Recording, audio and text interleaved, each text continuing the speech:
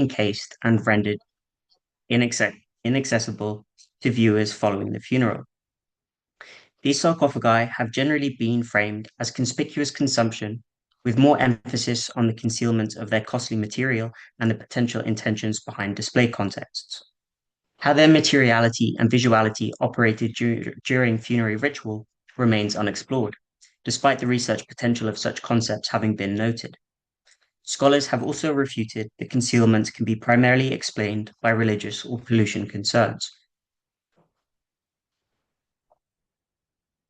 However, as this paper argues, lead coffins operated differently from stone sarcophagi, the latter equipped with practical impenetrable walls and weighty lids. Lead coffins, by contrast, were conceived to be ultimately concealed and posed a structural vulnerability, leaving them readily penetrable.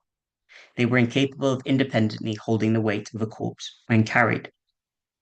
Instead, the lead coffins relied upon a distinct protective material visual package to fulfill funerary needs. It is not, however, merely or even primarily in the face of a structural weakness that craftsmen invented this new class of object, notably their magical and apotropaic properties. We must understand them within the context of special properties afforded to lead in Greco-Roman thought, as well as distinctly Phoenician or Tyrian cultural values and beliefs, a region where some of the richest evidence for magical amulets in the Roman world has been discovered.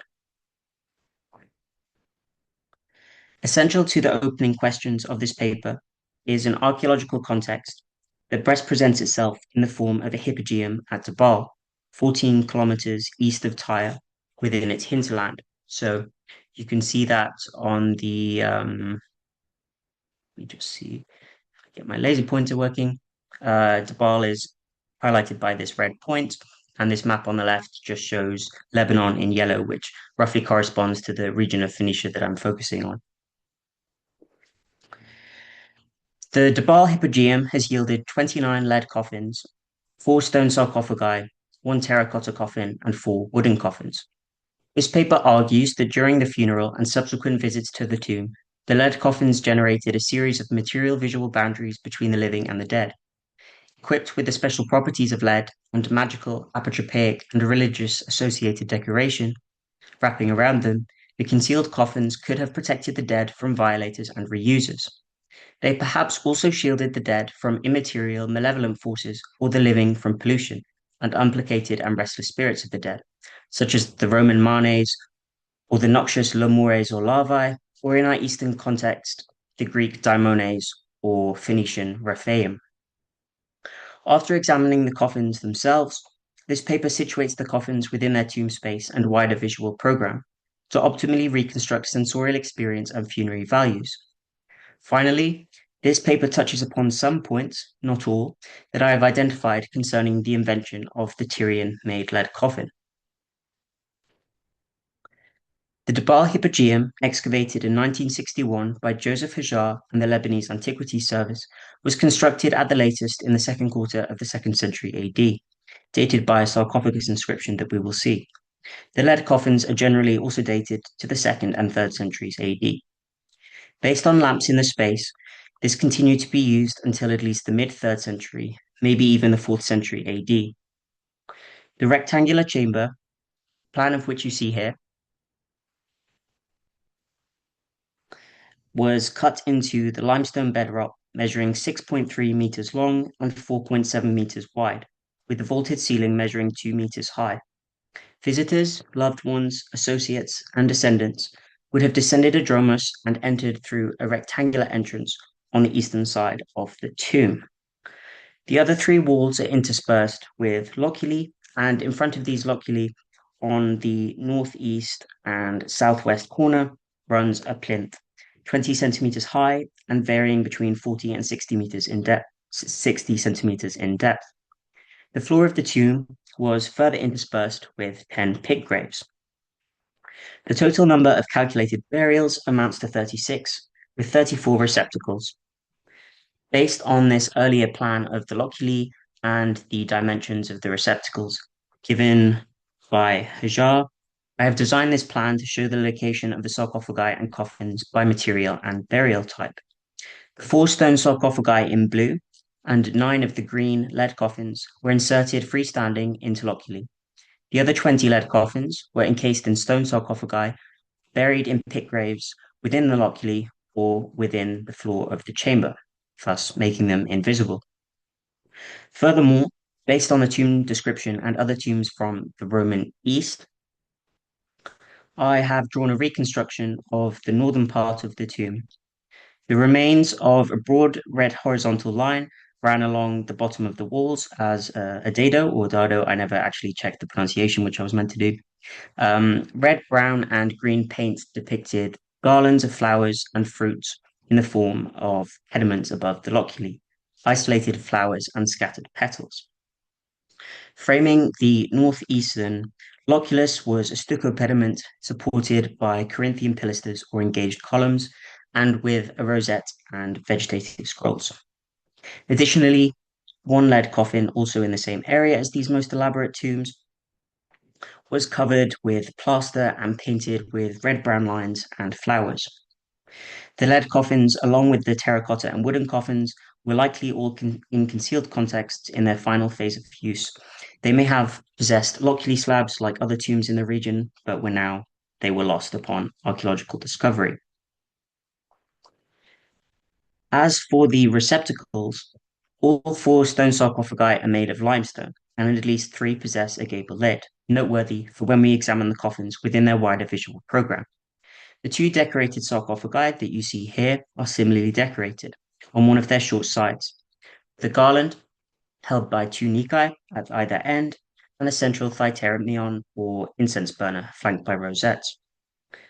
Both lids possess palmed acroteria and portraits in their pediments, one with a man in a tondo and the other with a woman framed by vegetative scrolls. On the man's sarcophagus is a Greek inscription, which I've underlined, mentioning the name of the deceased, his age, death date, and that he is well regretted.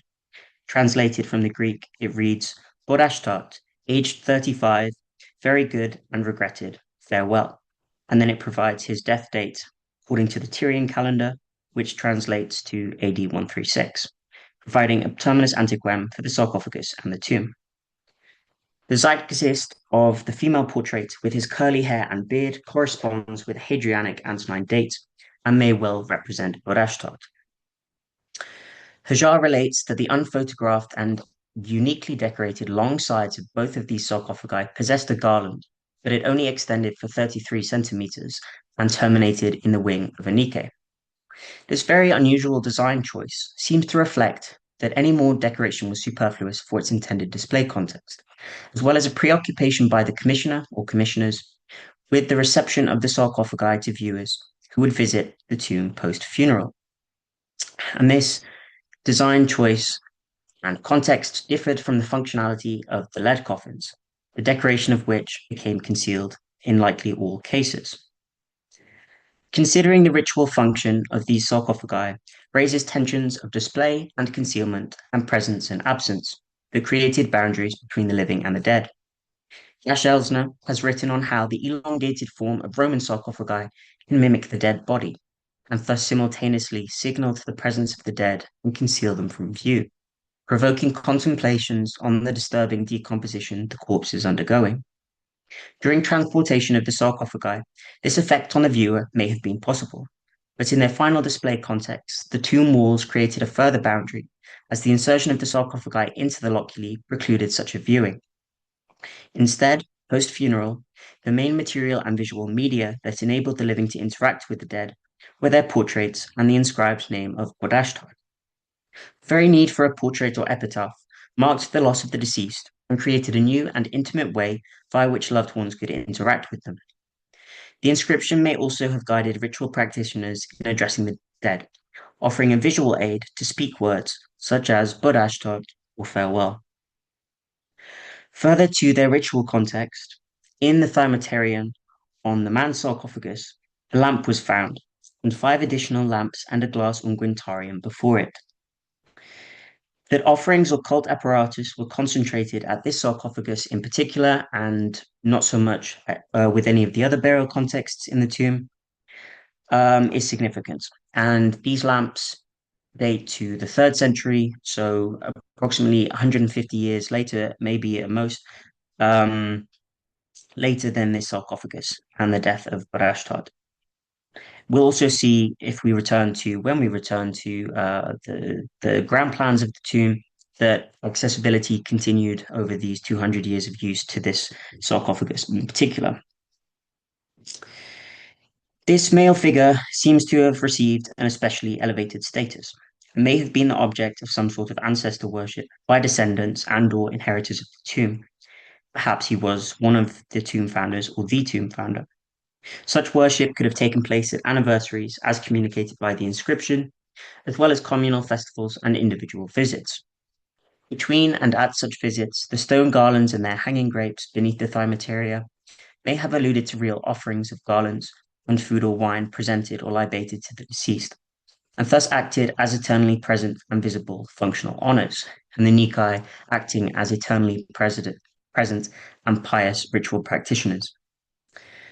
We can also imagine how this portrait in his heroizing tondo and with his right breast bare would have been especially elevated when the lamp was lit in this thymmaterion, would have created a golden aura around him, resembling a halo. I now wish to move on to the lead coffins in the tomb.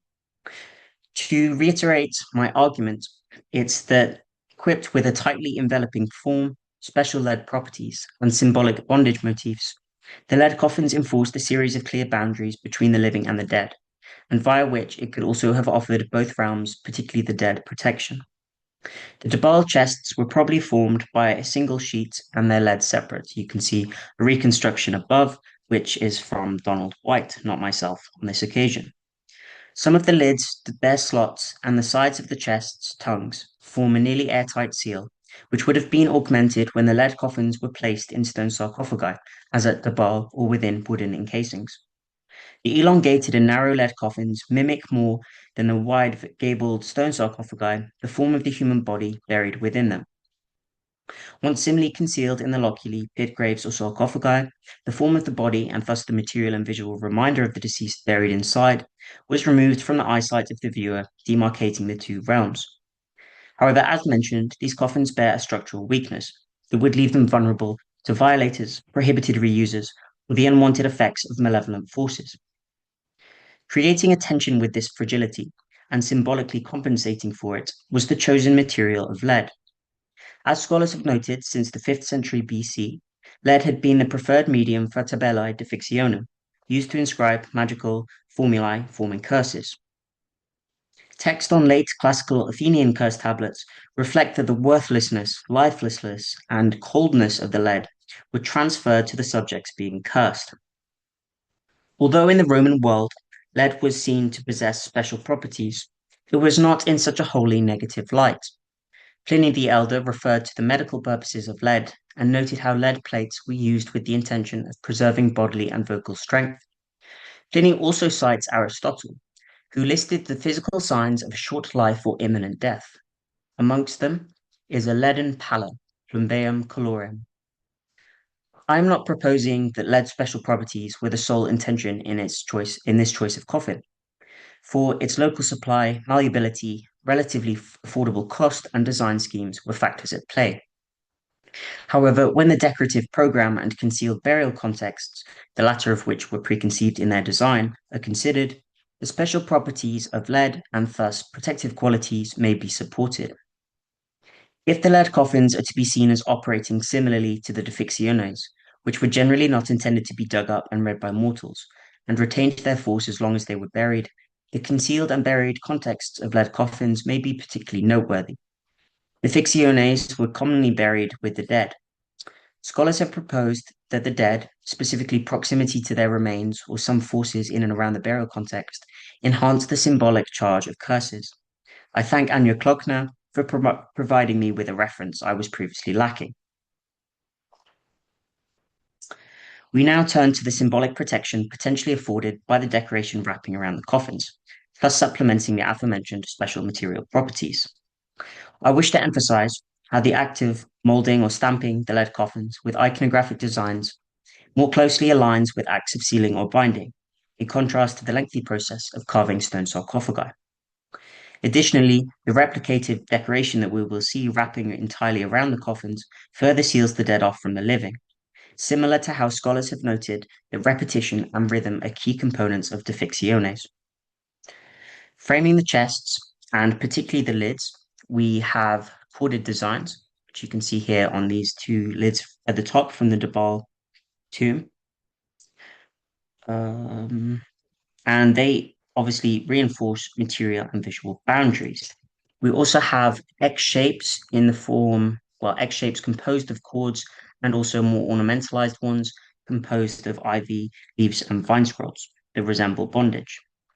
Donald White has proposed that these chord patterns represent a stylized memory of ropes employed to bind sarcophagi of an earlier period shut and secure, preventing anyone or anything from entering or exiting. Now, it is true with this example at the bottom and comparanda from Judea, particularly Jerusalem, that sarcophagi from Judea more closely resemble practical ropes. So these are actually bands of lead that are bound around the coffins, different from the ones in Lebanon that I'm looking at. So, despite you could say my ones are more stylized and less practical.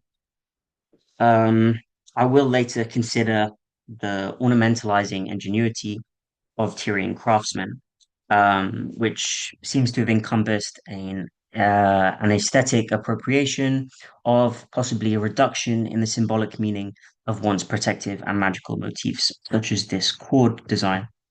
Having said that, with the abundant assemblage of boundary enforcing decoration that we're going to see today, the special lead properties I've mentioned, and the concealed contexts, I think that the molded cords may well have assimilated some of the connotations of earlier ropes. Continuing with the protective quality of decoration, the chests of the Debal coffins enforced further boundaries. Generally, one side, as we have here on the left side, was decorated in an eight-spoked star, composed of chords again, and terminating in symbols such as ivy leaves, as we have here, also rosettes and laurel leaves. And these sorts of ornaments also interspersed the chorded spokes. An eight-spoked star terminating in rings is one of the most common 12 characteres, symbols loosely resembling Greek letters that afforded some magical power in spells and on amulets across the empire, frequently in the Levant. On this bronze disc from a sarcophagus at the Albas necropolis in Tyre, this eight-spoked star terminating in rings is surrounded by other characteres. Thus, we can see how such a character could have provided a visual template for the lead coffins, which could then undergo a process of ornamentalization composed of other symbols distinct to the lead coffin repertoire. Logically, made of the same or another metal, and with the lead coffins not yielding sufficient sales to sustain a business, the same workshops may have been responsible for the production of, or at least had close communication with magical amulets. Further research into comparanda reveals this modeling was occurring elsewhere in and beyond the empire. A lead coffin, a sketch of which you see on your left, comes from Cordoba in Hispania, and it bears different variations of spoked stars and other symbols resembling more closely characteres, thus far identified as Christian symbols. I thank Dragos Mitrofan for bringing this coffin to my attention. Furthermore, on the right, we have a Parthian terracotta coffin from Assur, or present-day Baghdad, and it bears a scheme of ivy and grapevine scrolls, and a square cross down here, resembling the Christian cross, but with each beam terminating in a concave disc. Martini rightly observes its resemblance to a magic character in Ostia, and if were to rotate this 45 degrees, we would then have the four-spoke character, which is another common symbol in magical amulets. Whether this Parthian coffin is decorated with a Christian cross, which through its design history had already interacted with characteres, or it is directly modeled on characteres, as I propose with the lead coffins, is unclear. Could the Assur coffin have acquired a character model through close communication with Tyrian lead workshops? Parthian terracotta coffins and earlier Mesopotamian precedents exhibit several decorative similarities to the lead coffins of Tyre. They both possess X shapes, cords or ropes, spiral columns, vines and grapes, busts in medallions within intercolumniations, and Dionysiac figures. With the Mesopotamian and some of the Parthian coffins dated earlier than the lead coffins, possibility of multi-directional influence as well as independent innovations exists. But the Dionysiac elements that we'll see later may well have been influenced by Phoenicia in Parthia, if not earlier Greco-Bactrian culture. Alongside potential influence from Tyrian workshops, the Asura coffin presents its own local ingenuity in ornamentalizing the vine scrolls, whilst the lead coffins ornamentalized the spoked character with vegetative terminations. The Asura coffin transformed the scroll terminations into the rings typical on the characteres, reflecting regional differences in aesthetic tastes. Returning to the Debal coffins, it is difficult to determine how much meaning was assimilated and maintained with the character's artistic appropriation and adaptation. Were its original magical capabilities diminished? Or in a sense, does the utilization of the motif reflect that the lead coffin with special material properties, I should say, and protective imagery becomes an amulet, inverting the usual definition of the word, such that it no longer was an object positioned on the body or in a place such as a home, but around a body which it bounds as ritually closed. Moving on to the opposite sides, short sides of the chests, they are decorated with architectural facades comprising a stylobate 4 columns and a gabled roof, and also sometimes contained decorative fillers in the intercolumniations. And this is not unlike representations of temples on Roman coinage. In addition to the magical character, coinage may have served as another miniature artistic model for coffin craftsmen, whether directly referring to money in their own pockets or as a pre-existing internalized mental schemata, not just in terms of the frontal and two-dimensional motif, but the shared metal material, or more importantly, the similarity between the molding and minting processes. Now, it is unfounded to claim that a temple motif on coffins in of itself offered protection, but it did further enforce boundaries. It framed the coffin as a building that could only be entered by the dead, and along with coffins that decorated the long sides of the chests, it could have conjured notions of a temple for some viewers, thus acting as an honorific and heroizing representation of the deceased, and elevating and distinguishing their status beyond the living. Turning to the long sides of the chests, most are decorated with columns at regular intervals, between which are symbols generally considered apotropaic by scholars, the Sphinx and the Gorgoneion.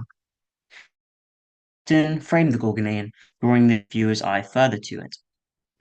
The frontal-facing head of both, in of itself, is recognized as an apotropaion. Visual representation of the Gorgon is thought to have been imbued with the power to ward off evil or stun the viewer, although literary sources do not explicitly mention this. The term Gorgos, from which Gorgon derives, means terrible or terrible to behold, and mythological narratives of the Gorgons, famous for petrifying those who meet their gaze, allude to their potentially apotropaic nature. After Medusa's head was decapitated by Perseus, its gaze remained active, providing a potent weapon for the hero. When Gorgonaea adorn armor, temples, as seen on some of the short sides of the Debal coffins, and other funerary monuments, including stone sarcophagi, they remain predominantly frontal-facing, challenging the viewer's gaze. The most ancient allusion to the Gorgoneion as an ornamental device comes from the Iliad, when it is described as being in the form of a metal applique on the shield of Agamemnon, tasked with terrifying his enemies and protecting the body, a little bit like how the Gorgoneion is employed here to protect the deceased. Also relevant to the power of the Gorgon in the funerary sphere, Euripides notes that one drop of the Gorgon's blood can be fatal, and the other had magical healing properties. Polydorus records that Asclepius uses the latter type to resurrect Lycurgus and Hippolytus. I wouldn't imply that the motif is symbolic of rebirth or relates to eschatological values. But it presents a facet of organs which has often been overlooked in funerary studies, and a facet that is in contrast to their monstrous quality. I think this is particularly noteworthy in the funerary sphere, and perhaps a source of positive power, which we shall return to. The Gorgoneon also features on magical amulets and gems, sometimes combined with spells. One lapidary recipe notes how red coral, also called gorgonios, alluding to a myth that the stone grew from Medusa's congealed blood, could be engraved with either the image of a gorgon or Hecate, and became the most powerful phylactery or protective amulet, which operated against all fears. So this is another class of object which highlights how material and visual special properties are intrinsically intertwined. Notably, more than any other symbol, the Gorgoneon relied upon the gaze of the viewer to be effective. Being replicated over the coffin surfaces, it would sometimes be impossible to avoid. However, having discussed their apotropaic potential, the Gorgoneon on the Debal coffins, as is typical in Roman funerary art, in fact display a pathetic expression, which you can see in this very simplistic sketch I did. So this is in contrast to the menacing gaze, distinctive serpents for hair, and terrible tusks of a monster. Therefore, the Gorgonea may also have possessed the ability to evoke pathos amongst the grieving. Framed by corded medallions, they resemble portraits. Similarly framed by pondos or clipei in funerary and honorific sculpture. Thus, the motif may have been polysemic, simultaneously warding off evil and potential violators whilst consoling the bereaved. This wasn't just in their protective functions, but by offering a figure to whom the bereaved could relate to either themselves or the deceased. Medusa had also suffered, raped by Poseidon, punished by Athena, and decapitated by Perseus, and by artists in their subsequent standardization of the motif.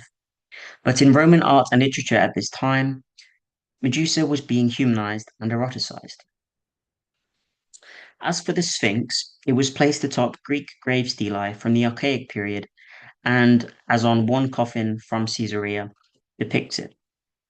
Petit has wisely argued that a universal apotropaic function is unlikely, presenting the sphinxes with soft smiles that serve as acroteria on temples as a counterpoint. The sphinxes on Tyrian coffins are also smiling, which I guess you'll just have to imagine because for some reason I drew her looking a little bit disgruntled. But they have soft smiles, and this is also similar to the smile of the female portrait that we saw earlier on one of the stone sarcophagi. And this is a very rare facial expression to have in Roman funerary art, even art more widely sometimes. And this could have offered a unique form of comfort to viewers in the Roman funerary sphere. Although it's very possible that patrons and loved ones did not pay attention to such fine details by this point, during the funeral, you would really have to get up very close to see the facial expressions of the Gorgonea and the Sphinxes. Um, their more gentle and humanizing qualities may have already been established and already belong to the visual vocabulary of viewers by this point. Finally, on these symbols, I will say that if one does not wish to view them as apotropaic, they can at least acknowledge how their preponderance at tombs and hybrid nature indicate their association with liminality and their ability to establish boundaries between the living and the dead. In addition to apotropaic symbols, there are several motifs on the Debal coffins that relate to a Dionysiac theme, offering blissful commemoration. These include ivy leaves and vine scrolls, craters, dolphins, masks, bunches of grapes, and Pan pouring out wine from a wineskin. And he's also dragging a sacrificial buck behind him. I question if the grapes, craters traditionally used for wine, and particularly Pan here, could have alluded to ritual activity performed in the tomb. A ritual practitioner viewing these representations, in addition to the abundant vegetation of the tomb, may have been encouraged to self-reflect upon their own ritual activity, and perhaps encouraged to pour a libation offering or present a garland, either to the dead or to chthonic Dionysus for the welfare of the dead. Just to be clear, I'm not suggesting that the Debal coffins belonged to an established Dionysiac cult or Orphic belief system, but general rites carried out for the dead. Having analysed the material and visual elements of the lead coffins, this section now traces their display and concealment through the temporal and spatial settings of the funeral and subsequent rites. Once a coffin was in the tomb, or perhaps prior to the funerary procession at the home of the deceased, viewership would have been restricted to family, friends, and associates attending funerary rites. There are two scenarios to imagine for the transportation of the dead to the tomb. Either they were placed in the coffin or transported to the tomb where the coffin was awaiting them. During transportation of the coffin, its decoration may not have been visible. On account of their aforementioned structural weakness, the lead coffins formed by relatively thin sheets, and these ones show no evidence of being nailed, would not have been capable of sustaining the weight of a corpse. Therefore, they must have been transported on some sort of bier or within a receptacle, presumably wooden, the latter concealing the dead with yet another boundary. I think it very likely that at some point during the funeral the coffin was entirely visible, permitting the decoration in particular to resonate with the bereaved, fulfilling emotional, protective, and ritual functions. Viewing the lead coffins within the tomb complex would surely have been a unique experience. Visitors would have entered a dark, enclosed space lit by the fire of torches or lamps, the latter of which were discovered in the tomb. One can imagine how the flickering light and shadows cast would have created an otherworldly atmosphere. The light would have made the lead shine, and with the sudden change from darkness to light, face-to-face contact with these magical or apotropaic motifs could have been particularly confronting and demarcating. As for the lying in state, the body of the dead would have been partially visible in the coffin, especially when placed on the ground with viewers looking down upon it. The absence of portraits or epitaphs on the lead coffins, unlike the stone sarcophagi, further demarcates the two realms, although lost like loculi slabs may have been inscribed. An intimate connection may have been achieved instead by the deposition of grave goods within the coffin, reminding viewers of associated memories of the deceased's lifetime. A ring from one lead coffin seems to have borne a name, presumably of the deceased. Furthermore, lime deposits from some of the coffins could also have slowed down decomposition and countered malodors, making mental and physical interactions more manageable for the living. Following the deposition of grave goods and objects, the lid of the coffin would have been sealed to the chest and the body concealed, replaced with a view of cords and bondage motifs partitioning the two realms. Subsequently, 20 of the coffins were buried in pit graves or encased in 3 of the 4 stone sarcophagi, definitively concealed from view. Lead coffins from elsewhere indicate reuse and the burial of multiple bodies. However, sufficient time would have had to have lapsed since the earlier deposition to result in decomposition. These the few coffins from Judea bear flaps on the lids, allowing one to judge whether there was sufficient space without removing the lid, which would disturb the dead and require resealing. Such scenarios would have permitted a temporary breaking down, followed by a re-establishing of boundaries between the living and the dead. Turning to the wider visuo-spatial context of the coffins, the tomb decoration, let me see, we'll stick with this slide then. The tomb decoration created ways for the living to continue interacting with the dead. These were new ways with reinforced boundaries, as the size of the body and the receptacle, with their elongated form, became replaced by images predominantly alluding to collective commemoration and ritual, particularly resonant for family or kinship groups who likely used this complex. The paintwork, stucco, and the side-by-side stone sarcophagi bring us back to the theme of replication, which here operated on a basis of familiar symbolism, vegetative and architectural.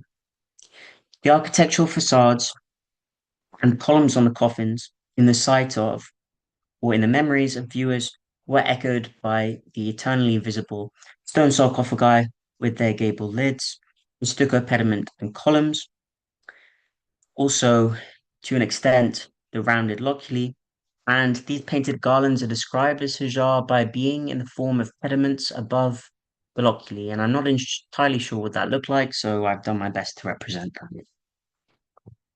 The abundance of vegetative imagery is even more striking. Found on the lead coffins, stone sarcophagi, and painted garlands, flowers, and scattered petals on the walls and over this one pit grave.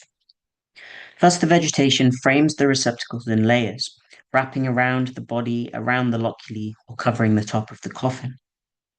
The vegetative decoration, as well as creating an uplifting atmosphere, alludes to honorific offerings of garlands, wreaths, and flowers during funerary rites. Following the Roman funeral, the dead were visited with offerings of food and flowers on the occasions of their birthdays and the festivals such as the Lemuria, Parentalia, and Rosalia. As for further east, Greco-Syrian Lucian refers to the act of crowning the corpse, and a first century inscription from Syrian Antioch alludes to the practice of offering annual flower wreaths and libations at the tomb. Furthermore, from Phoenicia, stone sarcophagi often contained gold leaves that may have belonged to wreaths worn by the corpse. At Tabal, the visible decorative representations of garlands and flowers in fresco and stone could have provided eternal offerings that commemorated and honored the deceased between funerary rites, whilst real offerings decayed. Pleasant aromas of real vegetative offerings and perfumed oils that were potentially contained in the unguent Tyre that I alluded to earlier would have competed with malodorous damp and decomposition. Perhaps the vegetative imagery even contributed to alleviating the sensorial experience of such conditions and made interaction with the deceased more manageable. I'll also say that an ideal location for offerings would have been this plinth where some of the lamps were found, and this is a space that visitors could also sit or kneel and intimately spend time with the dead.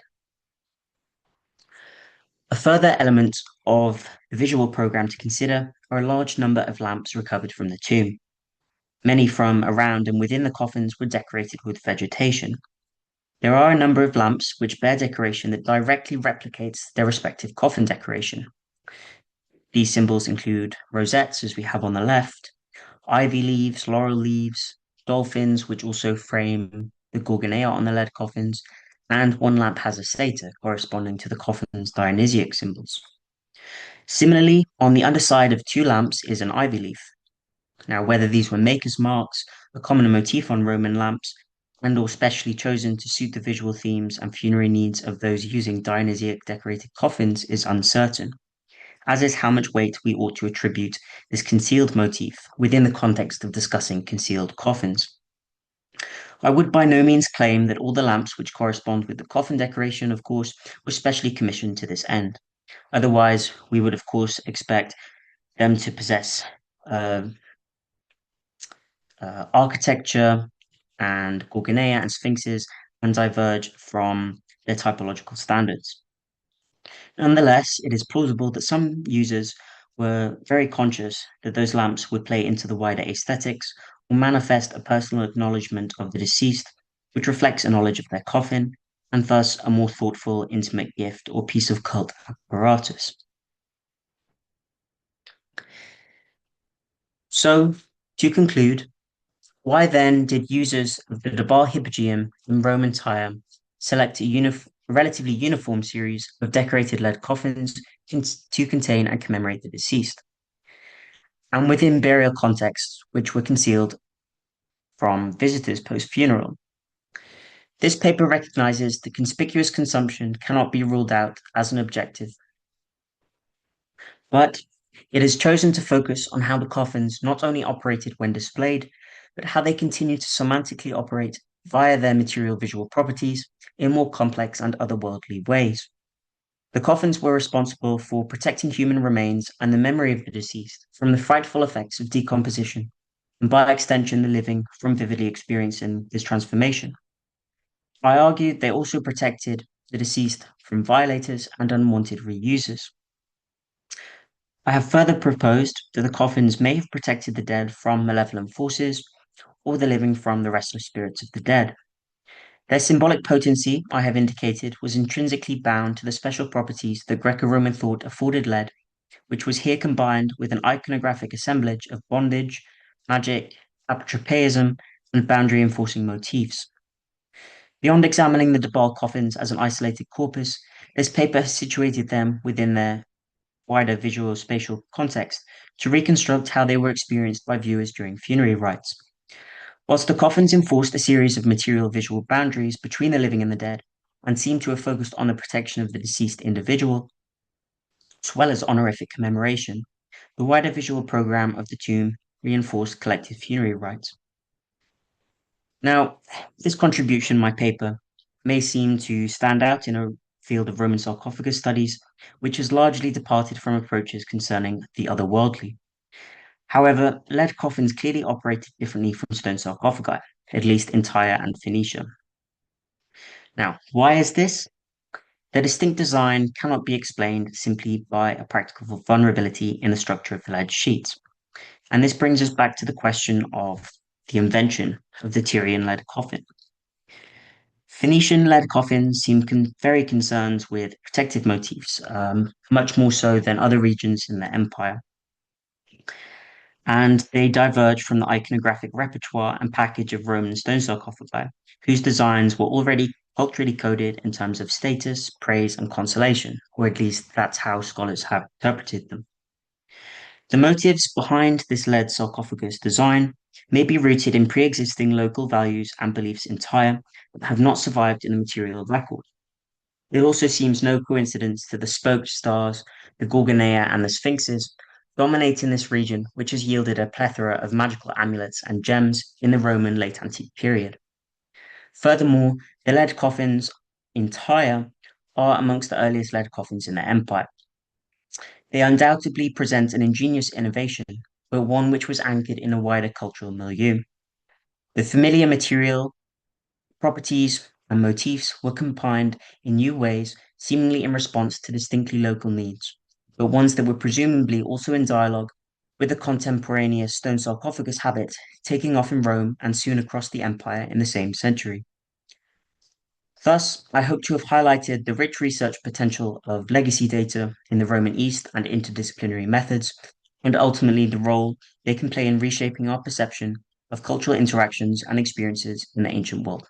And there, I thank you all for your attention, and I welcome any comments or questions.